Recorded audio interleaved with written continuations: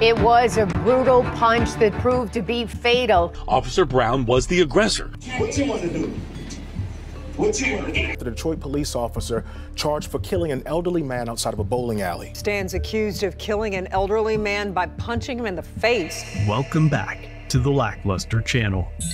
On September 1st of 2023, Officer Juwan Brown of the Detroit Police Department was dispatched to a local establishment for a report of a man who wouldn't leave the sidewalk in front of a bowling alley. Surveillance and body cam footage exists, but has not been made available to the public. What's up, sir? How you doing today? Police were called to the Garden Bowl in Midtown just after 6 p.m. The 70-year-old Vance was drunk and belligerent, staff said, and refused to leave. You're walking down the sidewalk. Now put your hands on me again, and it's gonna be some. A witness described Vance as smelling of alcohol and unsteady on his feet. At the beginning of the interaction, Officer Brown is calm, but as Vance continues to be uncooperative, the officer pulls out his taser. What you want to do? What you want to do? Get your hands on me. I'll light you up. And I'm gonna knock your mother. Oh, so I ain't gonna put my hands on you. But I'm gonna light you up. Now I can break your jaw, or you can walk. As more time passes, Officer Brown appears more impatient. At one point, he pushes Vance into a man walking down the street. Seconds later, Brown puts his hand out to touch Vance, and a few seconds after that, he does it again. Not long after, Officer Brown assumes a fighting stance. What's up? You ain't doing it like that. After being punched, Vance lay motionless in the street after striking his head on the pavement. At no point during the encounter did Officer Brown try to de-escalate. A witness claims that Daryl Vance's lifeless body was sprawled out in the street for 20 minutes without medical assistance before EMTs arrived. He was left unconscious for 3 weeks after being struck down by Officer Brown, dying in the hospital as a result. Officer Brown was suspended with pay the day after the incident, and over a month later, the Board of Police Commissioners finally met to vote on revoking his pay. Commander Michael McGinnis, Professional Standards. We're here at the Chief's behest to request that you approve his request to change Officer Juwan Brown's duty status from currently he is suspended with pay to admin leave without pay but with medical benefits. Officer Brown received and responded to a police run for a disturbance about an individual who was refusing to leave the establishment. Officer Brown asked the individual to leave several times, and then unfortunately, instead of de-escalating, Officer Brown escalated the situation, which resulted into an unnecessary use of force, which then rendered the victim in this incident, a black male, 70 years old, unconscious. That individual remained unconscious for several weeks until he expired on September 21st. This investigation into the actions of Officer Brown is being handled by the Michigan State Police, and on September 26th, they submitted a warrant request to the Wayne County Prosecutor's Office, who is currently reviewing the circumstances to determine if any criminal charges are warranted. We do have surveillance video of the incident, and there is body-worn camera footage of the incident. And if we could, I guess, play that, that will give you some insight as to what occurred. After showing Officer Brown arrive on scene, they stopped playing the video for the public. Excuse me, can we stop the video for a second? Police.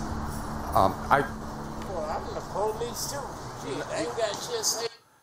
I just realized I was expecting this to be a closed session. We have not had the opportunity to display this video to the family, and I think it'd be incredibly disrespectful for us to do it in this forum, in an open session. Agreed. At this time, it had been over a month since the incident, and I personally feel that it's more disrespectful that the footage had been withheld from the family and has still not been made public to this day. The sentiments are better said by this man commenting on the rapid release of footage from a police shooting that occurred just 3 days prior to this meeting. Just drop the knife for us, Porter. Nearly 60 hours after Porter Burks was fatally shot by Detroit police, 5 minutes of crucial video has emerged, showing the fatal encounter and the moments before. And how that footage had been made public almost immediately, regardless of the family of the deceased, when the homicide is favorable to the police. The video we saw today was from September 1st of this year. They stopped it only because the family hadn't seen it. But surely by now, the video of Porter Brooks' murder could be seen by anybody and everybody. Stop using whatever excuse DPD gives you about there needs to be an investigation. When it's on your side, it never fails that you show it right away. Same day. Sorry about that. No, we are not going to accept it. In December of 2023, 3 months after the incident, Officer Brown was finally criminally charged. A Detroit police officer charged for killing an elderly man outside of a bowling alley. Tonight, a Detroit police officer stands accused of killing an elderly man by punching him in the face. The victim, a 71-year-old man named Daryl Vance. The prosecutor says it was the officer who was the aggressor and escalated instead of diffused the situation with that 71-year-old man. On the same day he was charged, the Detroit police finally fired Officer Brown. Detroit Police Chief James White fired Brown, the chief talking about the tragic situation today. I'm going to support the officers that do this great work and are committed to our community.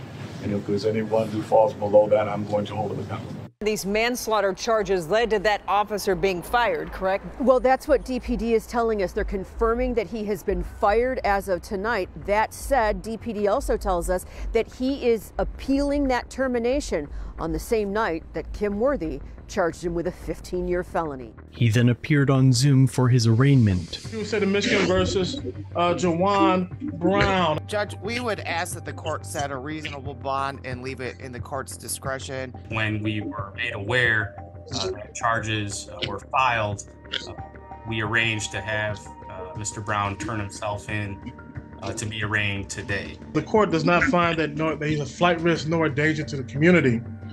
So for those reasons, the court was going to give Mr. Brown a $100,000 personal bond. And just 1 month after being charged, Juwan Brown appeared before Judge Kenneth King.